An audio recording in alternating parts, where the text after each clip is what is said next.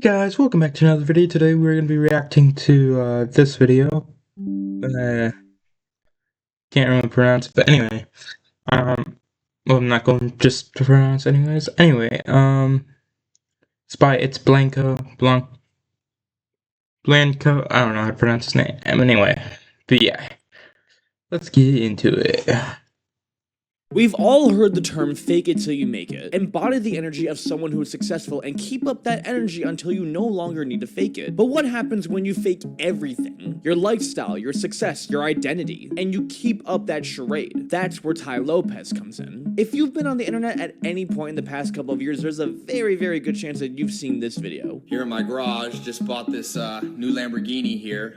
It's fun to drive up here in the Hollywood Hills. This video has become one of the most infamous ads of all time on YouTube. It was the greatest ad of all time for ad blockers and for Tai Lopez, who is easily one of the most infamous YouTube money gurus. We've all seen those guys who constantly show off their fancy cars and their fancy houses to try and sell you their course. But out of all of these people, Tai easily became one of the most infamous ones after he unintentionally became a meme. For nearly a decade, Tai unironically had millions of people flock to his brand to try and learn the secrets to be successful. And it was all because he showed off a fancy sports car in a YouTube ad. But that brand was built on a lie and deception. He leased the cars, he leased the house, he didn't even read a book a day like he always claimed to. But it worked, he was living the dream. It seemed like he beat the game by cheating, but then he went too far, because eventually he was sued for running a Ponzi scheme. This scheme raised over $112 million through fraudulent activities. And after all these years, Tai is finally getting what is coming to him. So how did this all happen? Let's cut the bullshit and get right into it. Now, from a young age, Tai was basically born to be an entrepreneur. When he was 6 years old, he would help his mom sell bags of cherry tomatoes for 25 cents a pop. A solid price for a solid product, but there was just one problem. No one wanted it. So instead, Tai opened a lemonade stand where he sold 1 cup of lemonade for $2.50. In the same amount of time, Tai was already making 10 times the amount of money that he was making from selling cherry tomatoes. Early on, this taught him about market demand and how to appeal to customers. And one of the most impactful events came from his grandfather. For most of Tai's childhood, his dad was in prison, which made the family very financially unstable and also left Tai without a father figure. So he looked to his grandpa for wisdom and guidance as he was a scientist. He wrote to his grandfather asking how he can live the good life. And the response he got was pretty unfiltered. Sorry, Tai, I can't help you. The modern world is too complicated. You will never find all the answers from just one person. If you're lucky, a handful of people along the way will point the way. A wild thing to say to a 16-year-old, but at least he's honest. However, his grandpa didn't exactly leave him empty-handed. He gave him a box with a bunch of dirty old books. One of them being The Story of Civilization by Will and Ariel Durant. This helped spark his famous love for books and how he likes to read 1 book a day. Which isn't true, but we'll get to that. Soon enough, he started to read books from very big business guys like Sam Walton and Charlie Munger. Instead of going down the traditional college route, Tai dropped out so that he could find purpose and fulfillment in some sort of way. He was on a journey to try and find the good life. He set out on a goal to read 1 book a day and then quite literally traveling to the country where that author lived and meeting them in person. This would start a multi-year journey where he visited 51 countries. To fund these trips, he set aside a ton of money that he got from various jobs. And over time, he had some pretty crazy side quests. For a while, he worked for Joel Salatin, a very famous author and American farmer. And for 2.5 years, Tai also lived the Amish lifestyle, going completely off the grid. In just a few years, Tai lived more than most people did in their entire lives. But while doing this, Tai forgot about one pretty important thing. I forgot about the money. That's one of the things, and so eventually, I ran out of money. With no job, no degree, and only $47 to his name, Tai swallowed his pride and moved back into his mom's house. I had to do the thing nobody wants to do. I had to call my mom and be like, "Mom, I know I'm an adult, but I don't have any money. Do you mind if I come to stay at home until I get off my feet?" I remember laying there at night like, did I mess up? Did I miss out on the good life? Here I am, I have no college degree. My skills? I can milk a cow with the Amish. That wasn't a very marketable skill. I remember I had like $47 in my bank account. Tai had no idea where to start in terms of actually getting his life started, so he asked people simply just how to make money. And his uncle would tell him the most obvious answer. You know what, Tai? You need somebody who's going to show you how to make money. Tai needed to learn, but not from a lifeless object like a book. He needed a real person in real life to show him how to do it. So he went to a phone book, opened it up, and he saw a man named Mike Steinbach who headed a local insurance firm. He figured, hey, if this guy is heading being a local insurance company, he must know something about money. So Tai literally called him up and said, hey, if you teach me how to make money, I'll work for you for free. And that was crazy enough to actually work. Soon enough, Tai was able to secure himself a real mentor. This was the start of Tai's career, but unknowingly, this was the start of the end. But first, I need to pay rent, so this video is sponsored by Underdog. With NFL Week 7 here in the NBA right around the corner, my sponsor has you covered. If you're new to Underdog, you can use code Blanco to get $100 in bonus funds or bonus entries when you play your first $5 entry, win or lose. Underdog makes it simple by picking higher or lower on 2 or more player stats for a shot at winning real money. Check the availability map to see if they are available in your area. I've locked in my picks for Week 7 of the NFL, and I don't even watch football, but with Underdog, it's really easy. Remember, that's code Blanco and $100 bonus funds or bonus entries when you play your first $5 entry, win or lose. And now, back to the video. Now, it was at the insurance firm that Tai learned a lot about customer relations, how to be professional, and most importantly, how to sell. Tai's charisma and confidence made him the ultimate salesman, and he was locking down some pretty big deals. But it was also Google AdWords that helped him out quite a lot too. Tai's mentor was so impressed with how fast he was accelerating that he connected Tai to the head of GE Capital. If you don't know what GE Capital is, it's the financial division of General Electric, which is like a ginormous conglomerate company. Just know that it's a really big company. Tai would eventually enter this company as a financial planner and over time became one of the head salespeople, which is a very good position. By 26 years old, Tai became such an experienced businessman with tons of connections, which is exactly why he left in 2003. After leaving, Tai would go down his own venture of starting his own business. The first one he was a part of was called LGG Financial Incorporated. There isn't that much known about this company, to be honest, or at least there's not really that much known about Tai's involvement, from what I could tell. All that's really known is that he started this company with a guy named Joe Dower, and then he gave up ownership in around 2007. It's basically a wealth management company to help people retire, and funnily enough, it seemed like it was doing a lot better after Tai left. Some of Tai's next businesses are a lot more vague and unclear, as it's theorized he's tried to wipe a lot of his past away. And I say theorized mostly for legal reasons because,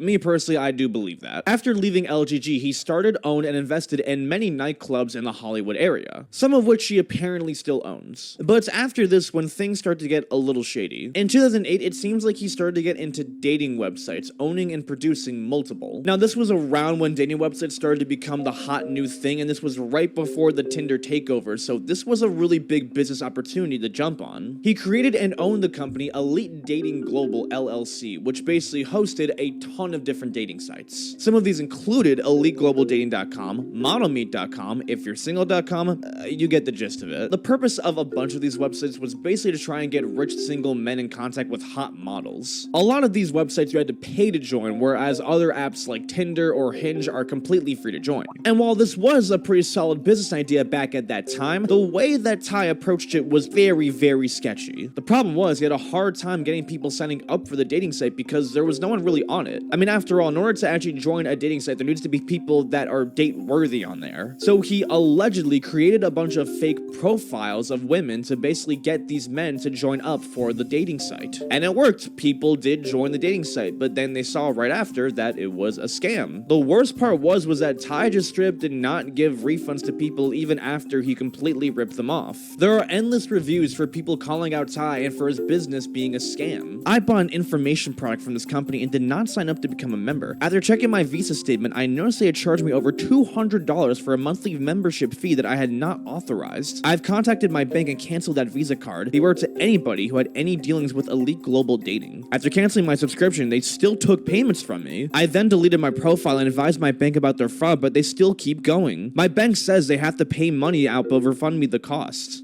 Scam alert, don't sign up to this site. It is a Tai Lopez scam. Elite Global Dating LLC Tai Lopez. This is a fraudulent dating site. They send fake emails to induce you to pay their bank service. Too bad that Tai Lopez is a thief, liar, and commits fraud. Other than that, sure, great person to listen to. Be aware, Tai Lopez is a bad person who only wants your money. The owner of Elite Meeting Tai is the most unscrumptious dirtbag on the planet. Funny how he even comes up on this site and creates a whole lot of negative votes for anyone that has a complaint against his site, and super props to every stupid positive shameless promotion of his site. We know it is you, Tai. Get lost, you stupid scammer. Many complaints were submitted to the Better Business Bureau over this, but it seems like these were removed somehow. Now at the time, Tai was responding to these comments by saying that other big dating websites like Match.com and eHarmony eHarmony got much more complaints than his site did, which may have been true, but that doesn't really make any sense when you actually look at the complaints per capita. If a site like Match.com or eHarmony has 50 million users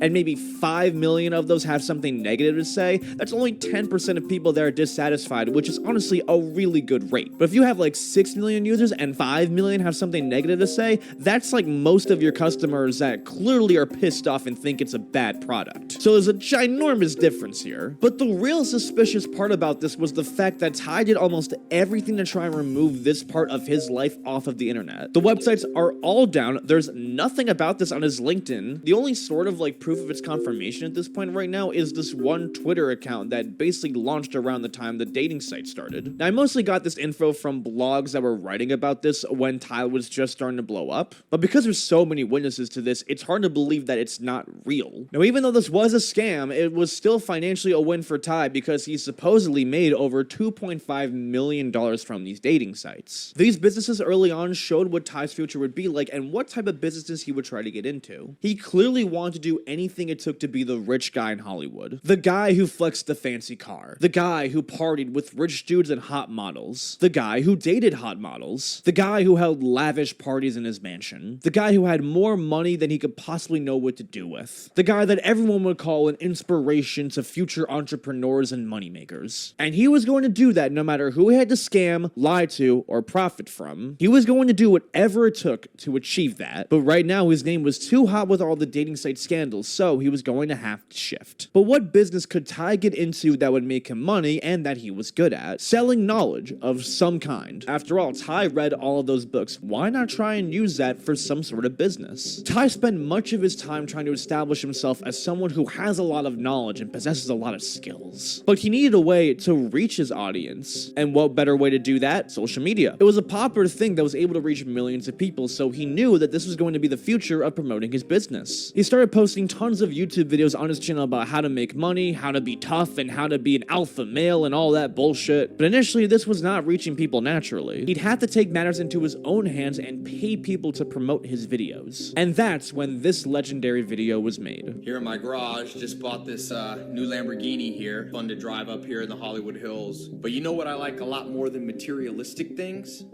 Knowledge. In fact, I'm a lot more proud of these 7 new bookshelves that I had to get installed to hold 2,000 new books that I bought. You know, I read a book a day not to show off. It's again about the knowledge. In fact, the real reason I keep this Lamborghini here is that it's a reminder that dreams are still possible, because it wasn't that long ago that I was in a little town across the country sleeping on a couch in a mobile home with only $47 in my bank account. This was the video that made Tai go super viral. It's very, very traditional in the way that a YouTube guru tries to sell their course. They show off their fancy cars and their fancy house to prove to you that they know a lot about making money. Because hey, if this guy has a Lambo, then clearly he knows something about running a business, right? Do you own a Lambo? I don't own a Lambo. Then he goes on to talk about how it's not really about the fancy cars or the house, it's really about the knowledge and the skills and how you apply that to life to get the Lambo. And the only way to acquire this knowledge and skills is by buying his course.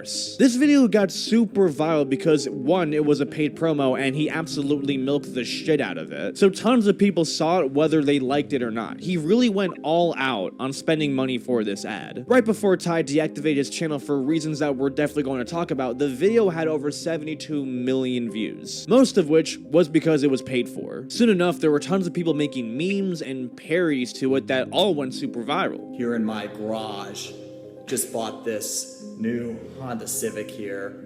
Fun to drive around in the Florida heat. But you know what I like a lot more than materialistic things? Bullshit. Here in my garage, just bought this new Lamborghini here. It's fun to drive up here in the Hollywood Hills. You know those stupid ads that keep appearing before videos where it's like a guy and he's like, here in my garage. And he's got a Lamborghini.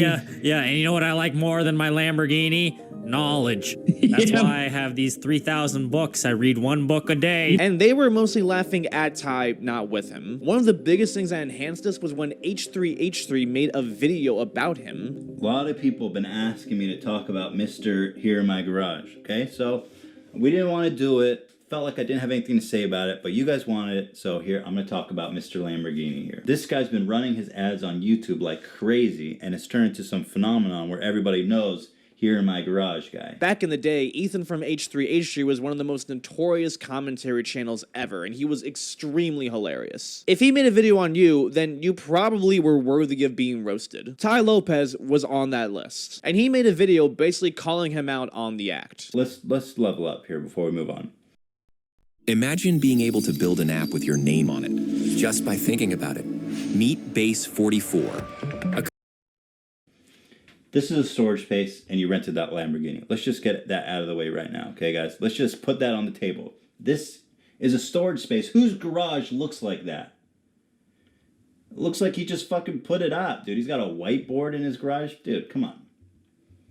Come on. He rented that Ferrari, okay? The house isn't his. He rented the Ferrari. Let's move on. I'm a lot more proud of these 7 new bookshelves that I had to get installed to hold 2,000 new books that I bought. I'm a lot more proud of these 2,000 books I've never read. Knowledge. This isn't the main thing that made Tai so infamous, but it definitely fueled the fire. In the video, he points out how Tai clearly was renting and faking much of his lifestyle to sell his course. Because again, in the videos, that's really all he's doing for the most part. Does he even actually own any of the stuff he shows off? Well, he didn't really own anything he shows off, he leased it. The Ferrari he showed off, the luxurious Beverly Hills house, all the stuff that he shows in the ad and in his videos was leased. Now, just to make sure that we're all on the same page here, owning and leasing is not the same thing. Leasing is basically just renting for a very long time. Like if you sign a 1-year lease on an apartment, you own that apartment for 1 year. The same applies to any car, house, or anything that you really sign a lease for. The house that Tai leased was a $44 million house in Beverly Hills that Tai leased for around $90,000 a month. And the same applies for the Lambo. This was initially revealed in H3H3's second video where he found the exact house that Tai stayed at on Zillow. Hey, here in my backyard, people always asking me for a tour, so I thought I'd show a little bit of my house, but more importantly, I'm gonna share with you, Okay guys, look closely at our first piece of evidence. Notice the cabana on the left, the planter on the right, the 2 trees, and of course, the stinky unwashed penis in the middle. how I went from sleeping in a mobile home, you know, with 47 bucks in my bank account, to a place like this in Beverly Hills. What's this? Zillow.com, a short-term rental website. This house is located in Beverly Hills. Interesting. Enhance that image. The cabana, the planter, the 2 trees. Tai would even confirm this when he actually met up with H3 in another video. He claims that everything was leased in the company's name. So let me get this straight. Okay. This is your house. So, this house, because there's been a lot of controversy if this is my house or not, this is a house that I do through my business. It's not a rental. So It's owned? It's a lease. This one has this is the DMV registration, and it has my name, Maz Group, or Tai Lopez. Where? Or Right Tai there. Lopez? Or my full name is Taino. What's LSC? I'm not sure. Why would they write that? Oh, because lease. That means it's a lease.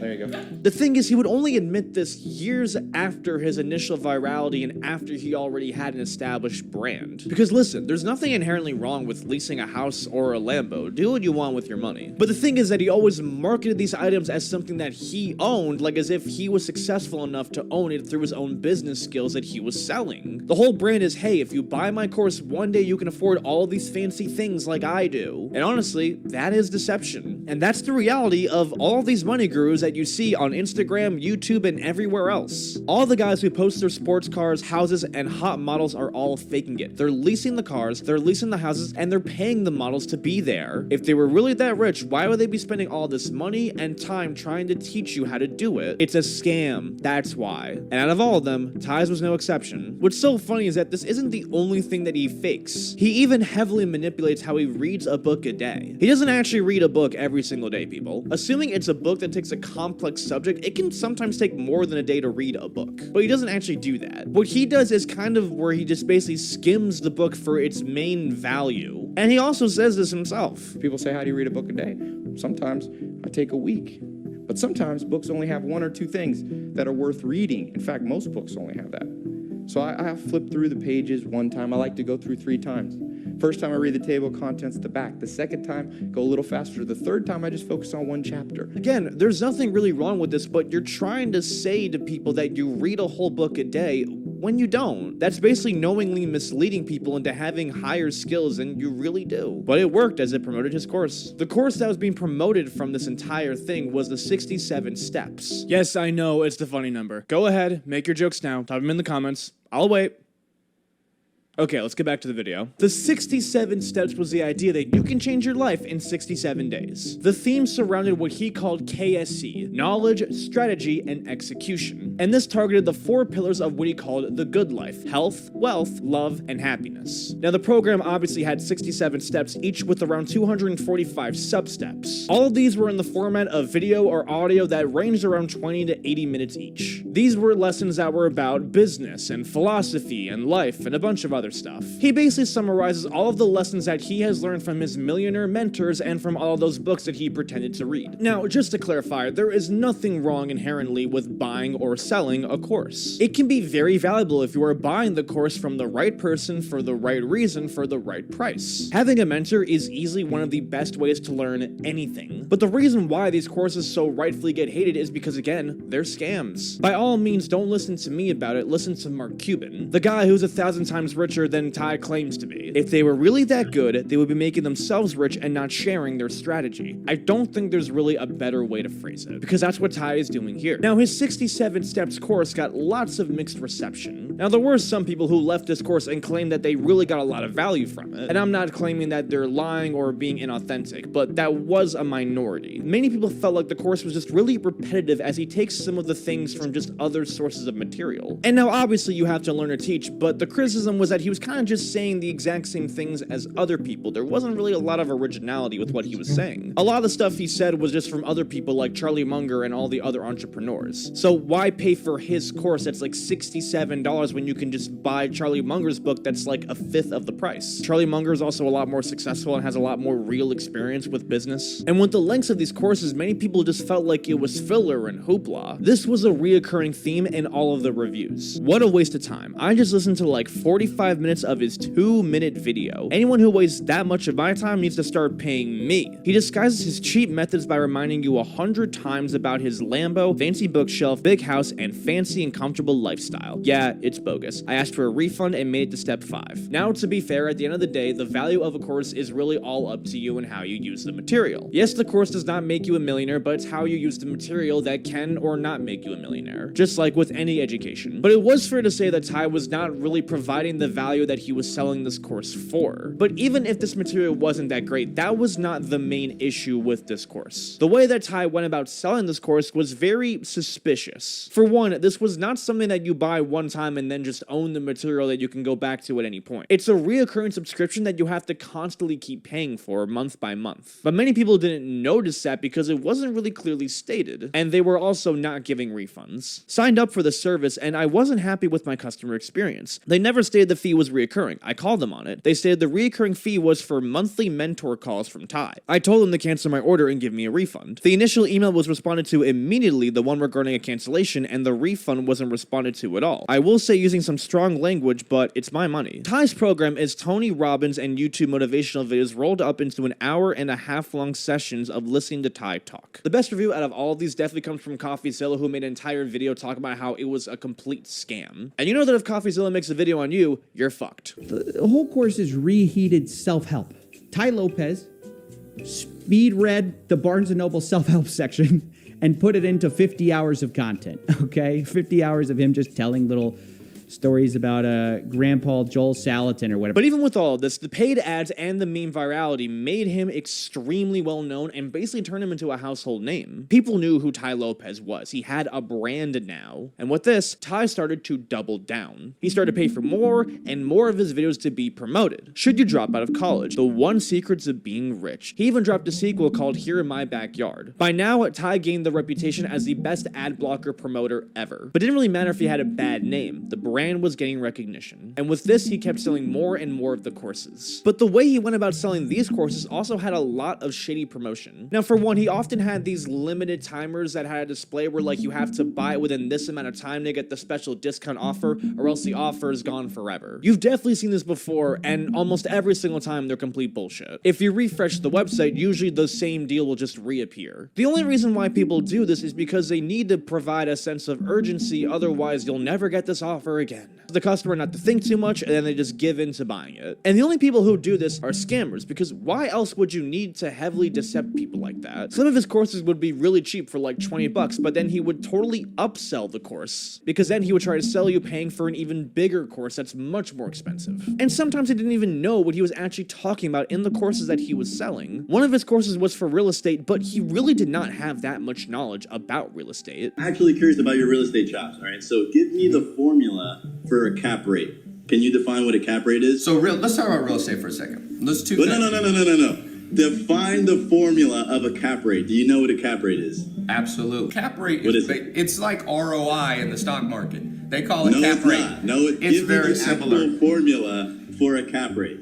All right, John, can I say one thing on real estate? Ty, you cannot teach a real estate course, and I love you, bro. Much love, John. everything. But it didn't matter, because it was working. 99% of people were extremely annoyed by Tai, but there was still that 1% that really believed everything that he was saying. Because again, if you have 100 million people that hate on you, that's still 1 million people that think you're legit, and that's all he needed, because those were the people that made him rich. So how many people were actually gullible enough for this? Well, he claims that around 60 to 70,000 people actually signed up for the course. Now, this was claimed by him directly, so who knows how true that really is? There's an estimate that says he had around 250,000 students across all courses, which honestly does not surprise me that much. YouTuber Tanner J. Fox actually was in the courses and actually had a first-hand estimate of how much money he was able to make from all of this. Now, across the courses, assuming that he had around 95,000 customers, these were bringing in around $70 million a year for Tai, just off of the courses alone. He also seemingly made $10 million from other businesses like the 67 Group, the Mentor Conference, the Accelerator Program, which a lot of these were basically just fancy group chats. He allegedly made $420,000 off of affiliate links, and another $9 million off of merch, speaking events, ads, and more. Pretty fucking crazy. And this was in late 2017, so around 2.5 years after he initially blew up. Around the time that Tai was blowing up, it's estimated they spent around $16 million on YouTube ads alone, which is an outrageous amount. But clearly it paid off with the fact that he was taking $60 million home. Now, if Tai just stayed to this method and didn't push his luck, there's a good chance that he was able to get away with this. Maybe he'd have a bad reputation, but at least he would have some money in the bank. But since he was literally being rewarded for manipulating and decepting people, why not see how far it can go? After all, what's the one thing that all rich people want more than anything? More money. So now it's 2021, and Tai is looking for another new ambitious business to get into. A hot market that is the future of entrepreneurs. Something that is valuable, but only in the view of pure idiots. What is that? NFTs. Tai would dive headfirst into the NFT game with his new original coin, the OG Social Club. Now, according to his website, the vision behind this project is to create a members-only club where only NFT holder members get access to millionaire mentors and entrepreneurs through a collection of masterminds, hotels, nightclubs, restaurants, pop-up events, physical and digital seminars, training courses, in-person mentorships, conferences, fireside chats, and so much more. Oh goody! These NFTs were more than just NFTs, they all had certain packages and perks. Now, some of these each had tiers that were between 0.1 and 10 Ethereum tokens. Now, the price for around one Ethereum token was around $3,000 at this time. Now, keep in mind, the market usually ranges, but this was around the average. This means that the tiers would range from $300 to $30,000, depending on the market price. So that's a solid ballpark for what he was charging. And because NFTs were so obviously useless, he decided to add some perks to them to really try and spice up this market. And some of the things that he added to it were just outrageous. One of the NFTs that cost around 13.62 Ethereum would earn you to watch a movie with Tai one-on-one. That's it, a movie. And this costed probably around $40,000. Keep in mind, I'm not like a crypto expert, this is just my rough ballpark, so I hope I'm not wrong on this. If I am wrong, please call me out in the comments. Another one earned you to play a one-on-one horse basketball game with Tai. Let's see if we call him out.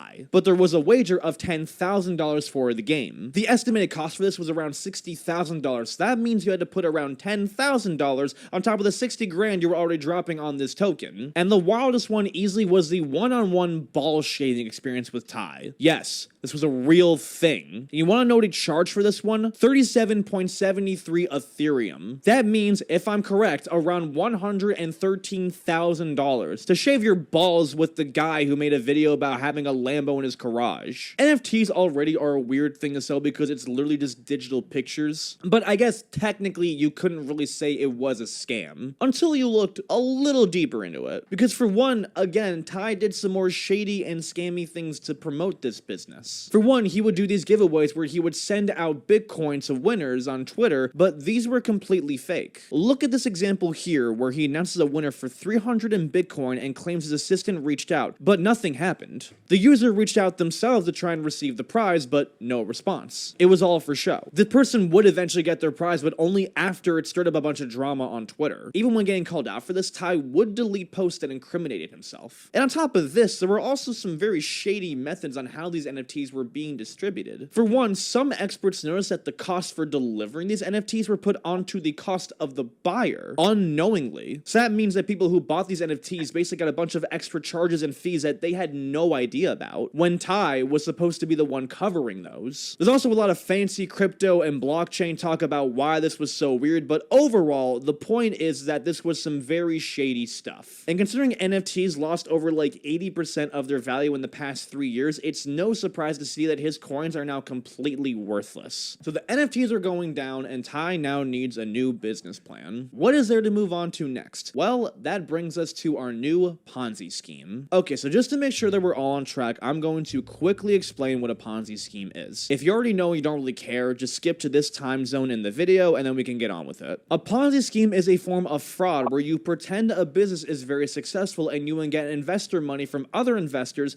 but then that new money is given to old investors instead. And you have this long chain where you get money from investors to get to old investors and then so on. Let me give an example. Let's say I open a lemonade stand, but I don't have the money for the supplies for it. So I go to you and say, hey, if you give me $100 to help me open my lemonade stand, I'm going to use that money to buy supplies for it. And then in return, I will give you the $100 and an additional $50 so that you can make some additional money from your investment. It sounds like a great deal, so you give me the money. But instead of using the $100 to buy a lemonade stand, I use that money to go and buy a bunch of cheeseburgers. A month later, you're expecting the $100 and the additional $50 that I promised, but the problem is I no longer have that money because I spent all the money that was supposed to go into the lemonade stand on cheeseburgers. So I go to another friend and say, hey, if you give me $150 to help build this lemonade stand, I will use that money to run the business, and then in return, I will give you the $150 plus another $50 to give you a return on your investment. When that person agrees, I give you the $150, but the problem is now I don't have any money to build a lemonade stand. When that person agrees, I give you the $150 to make you happy. But then I run into the same problem with the other friend who I now owe $200, so I keep doing the same thing again and again and again until I run out of friends. See how it works? That's a Ponzi scheme. Ponzi schemes are great until they fail. You know, Ponzi schemes are great up until they just go bust. Yeah. Because eventually you run out of people to borrow money from. And this, in a nutshell, is what happened to Tai. Now, this all started in 2019 when Tai Lopez teamed up with a man named Alex Murr, a man who worked in, quote, risk and safety management of NASA's space exploration missions. They hung out courtside at the big basketball games, they hung out in private jets together, living the rich dude lifestyle. Now, it's interesting that Tai would team up with a man who really had no actual legitimate business experience. And this was not the only person that he had on his team, which is exactly what would explain the events later. These guys created a company called Retail's E-Commerce Venture, or REV for short. The purpose of this company was to take failing brick and mortar companies and turn them into e-commerce only businesses. In a nutshell, basically taking companies that only worked in physical stores and then turning them into exclusively online businesses. Concept-wise, that's a pretty awesome idea, but it's also pretty risky if you spend a lot of money on the business and it's not successful. They founded this company in Delaware because no taxes, and then they operated in Miami, Florida because, you know, that's where all the rich lit dudes go. Together, they acquired a bunch of companies that were going belly up, like Dress Barn, Model Sporting Good, and most notably, Radio Shack. If you don't know what Radio Shack is, you are way too young. Now, they were able to raise a ton of money for this business to basically buy these companies. How much money did they raise? Around $230 million. But around $112 million of this was raised through fraudulent methods. So technically most of the money was raised legitimately, but nearly half of it was literally raised through fraud. And $112 million raised through fraud is very, very bad. So how do they even get all these investors? Well, they were able to promise a very, very hefty return on investment. This ranged from about a 1 to 2% monthly dividend with around an average of 12 to 25% yearly return interest. And this depended on which company you invested in. Now, the interest was provided through notes that lasted around 1 to 7 years, again depending on which company you invested in. Now, which is a very generous return on investments like these. The reason why he was able to promise these extremely generous returns was because, in his words, the businesses were extremely cheap. So surely it was guaranteed to make back a ton of money. To keep the communication strong, there was going to be at least 2 Zoom meetings a week where they would get updates on the business and at least 1 in-person conference a year in a luxurious location like Vegas, Puerto Rico, or Virginia. And this would have been great if the businesses were making money, but they weren't. From the get-go, there was already a lot of deception, even as simple as the ads that Tai would put up for this business. Like, look at this Facebook ad where he claims that Alex sold his business for $255 million. Congratulations are in order. Alex, my business partner, if you saw the news last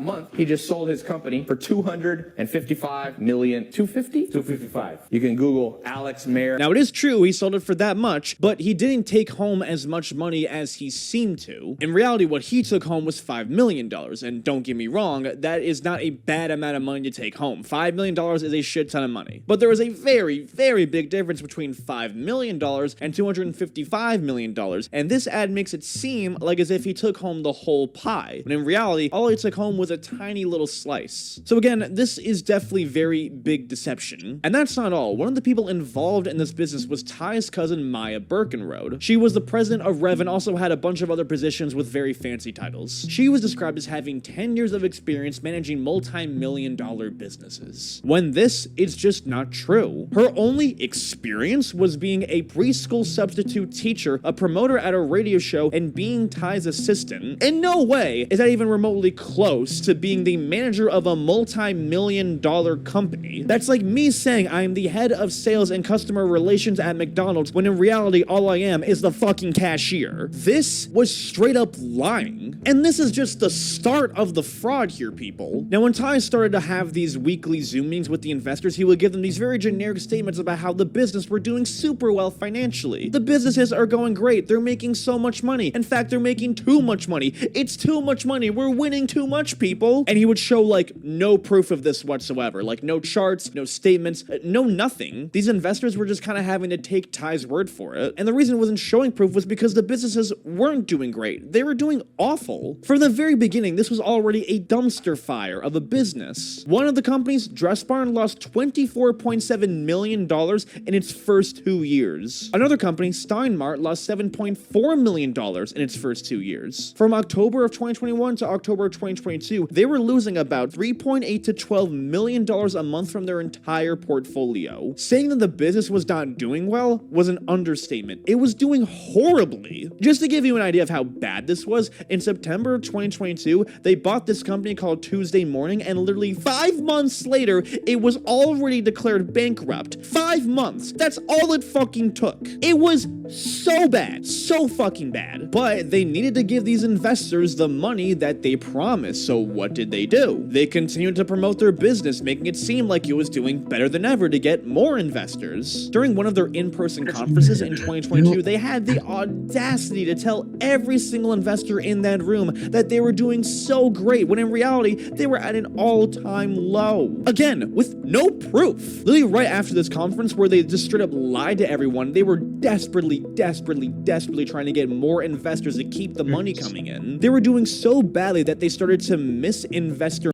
Yeah, that's crazy that's happening.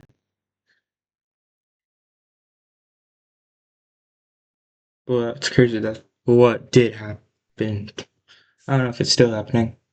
monthly payments like they promised. Several of these investors were just straight up ghosted at one point when they were not given their money back. I mean, the deal was great. It was, 20% returns on your money for 2 years. And then there was supposed to be a return of capital after 2 years and a balloon payment of 40% paid with your principal returned. I threw in, I think it was like $275,000 or something like that. They were paying back, monthly interest payments, and things were going really well. Right around the time the principal was due, Maya reached out and she was like, hey, is it cool if we postpone your payment for like 2 weeks? We're just getting things in order. And they sent a test wire, and I got the test wire, and they said, okay, cool, we sent your wire. And a day goes by, I didn't get it. 2 days go by, I didn't get it. 3 days didn't get it. Hey, Maya, I didn't get the wire. Cool, let me look into it for you. Let me figure out what's going on.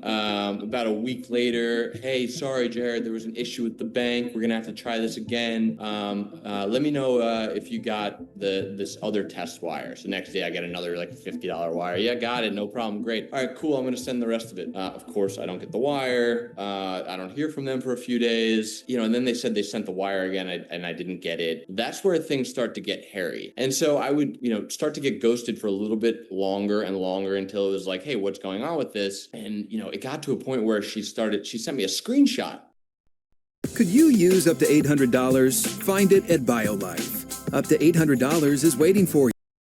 Hey, the wire got sent out. And I'm like, okay, well, if I got a screenshot of a wire, and then I didn't get the wire, of course. And then I got ghosted for like about a month. And at that point I'm like, hey, at this point it's just rude. Like, can you at least just be on, like, just tell me what's going on? And then I finally hear back from her like a little bit over a month later, and she's like, sorry, I was traveling. I'm like, are you kidding me? You were traveling? Like, what does that mean?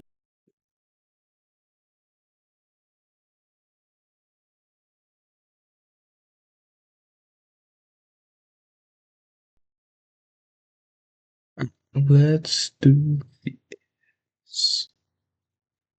To me. And then, we start talking again. And the last message I heard was like, hey, sorry. I think it was her dad. She's like, hey, sorry, my dad died or something. And then I just got completely ghosted from there. They had set up these WhatsApp communities with all the investors, which at first it was all this camaraderie and everyone's like, hyping each other up. And then people start getting a little bit weirded out that, and you start to see other people aren't getting their money. And then finally, I don't remember the timeline exactly. It was probably about 6 months later that that we heard that they're going to have to file for bankruptcy. Okay, so if Tai and Alex got all this money for all these companies, what exactly was the reason why they failed? They were able to raise money legitimately at the start, so why did they feel the need to scam these people? Well, obviously later on, they had to scam more investors to pay back the old investors, but what happened in the very beginning that made everything go to shit? Well, it's because in the beginning, Tai and Alex took that initial money for themselves. Allegedly, this is according to the lawsuit. Supposedly, around $16.1 million was just taken for themselves, and not a single dime of it was spent on the business. They supposedly just used this money to buy sports cars, private jets, mansions, or whatever it is that Tai does to try and promote the fancy lifestyle. Point is, the money was not spent on the business like it should have been, and $16 million is a big amount of money to just not spend on the business that it's supposed to be spent on. And that initial $16 million that was just swiped just started this horrible domino effect where they had to constantly repay people back. Remember that earlier example I gave with the lemonade stand where I spent the $100 on the cheeseburgers? Well, in this situation, the cheeseburgers was the Lambo. This created a horrible domino effect where all the businesses started to fail because there wasn't enough money being put into them, so we had to get new money from old investors and just keep on going. And all the while, Tai was trying so hard to make it seem like the business was doing great. It wasn't. None of the companies made any profits. Out of the 7 companies, all of them were losing money. All of them. And it wasn't because the idea was inherently bad, it's because Tai was literally just not being responsible with his money. If he literally just put all of the money that was supposed to be invested into the business and really worked hard on strategizing it, it most likely would have been very successful. It was a good idea. At least I thought it was a good idea. There's a very good chance that with the proper management, these companies would have made a profit. But he didn't. He pushed his luck, and eventually he got caught. Granted, I don't have a ton of experience in the business world myself, but at least I have my finance degree to help me explain this type of bullshit. Now, this is just a rough explanation as to how he actually did the scheme. If you want a better person to explain it for you that's more educated, I suggest checking out Spencer Cornelius Amelia's video, he did a great job breaking this down. He's actually very, very experienced in this industry, so he was able to do a lot better job explaining it than me. I'll link his video in the bio below. I really, really think you should check it out because it helped me understand this a lot better. On December 15th of 2022, Tai held a Zoom meeting with investors to finally reveal that all the businesses were doing terribly, and they weren't going to be able to make the investor payments. It was very, very soon after this that ex-employees of the company reached out to the SEC. For those that don't know, is the Securities and Exchange Commissions, which basically is in charge of making sure shit like this doesn't happen. I feel like I'd be compromising myself by continuing to work there. It's possible that I witnessed something illegal. I've never worked for a company promising to pay investors 20% and chartering jets and flying all over the country. You know what's bad? When literal employees are reaching out to the SEC, federal agents, to literally report you because they think something shady is going on. Even after all of this, the loss of the business, the negative profits, the investors being pissed off, and the SEC investigating him, Tai still put up the facade that he was successful and the business was going great. He's trying so hard to keep up the image, but it's not working. Like, for some reason, he thinks he's just going to get away with it, but he's not, because 2 years later, the lawsuit started to come in. He gets hit with charges of $112 million being raised through fraudulent activities, $16.1 million just casually taken for himself, and $4.9 in investor returns raised by other investors. The news goes everywhere, and no one is surprised. No one is surprised that the guy who rents his Lambos, sells misleading courses, and tried to cover up his previous schemes suddenly is being accused of running a Ponzi scheme. Not one single person. Whatever was left of Tai's image is completely struck. The news of this was so bad that he literally had to deactivate his YouTube channel to get rid of the backlash, which honestly is just so ironic. He took around 3 weeks off of posting, but then just kind of went back to posting normally. Like this post on Instagram where he announces the winner of a $500 giveaway, which I'm hoping is legit. I don't know if he's monitoring the comments or something because all of them are suspiciously positive. So either he's deleting comments or everyone just suddenly forgot. Tai embodies what is so wrong about today's grind set on the internet, where you try to get rich no matter who you steal from, lie to, or profit off of. Because that's the way so many people think now. But it always falls back, and the truth always comes out. And Tai got away with this because he's finally now facing the consequences of his actions. And while Tai may be a scammer and a liar, personally, I don't think he's stupid. I think what he did was stupid, but as a person, I do think he is reasonably smart. And it's for that same reason why, personally, I don't think it's too late for him. Personally, I would love to see Tai interpret this as a sign to change his ways and then make a full transformation. Because his intelligence and discipline can be put into something that's honestly a lot better. There's nothing wrong with trying to make money and trying to make lots of it, but it's how you go about acquiring it that defines who you are. Working hard with passion and authenticity will always take you beyond limits, but lying and defrauding people will always have a ceiling. Yeah, I mean, I totally agree with him. I mean, yeah, don't want to scam people or anything like that. But yeah, I mean, yeah, make your money the right way, etc. I don't know. Yeah, I'm not even out of high school yet, so I can't really say that much on this. But yeah, use your guys' money wisely, and yeah, or maybe, I don't know. Yeah, just a YouTuber. Anyway, thank you for watching. Comment, like, and subscribe, and I will see you in the next video. Peace out, homies.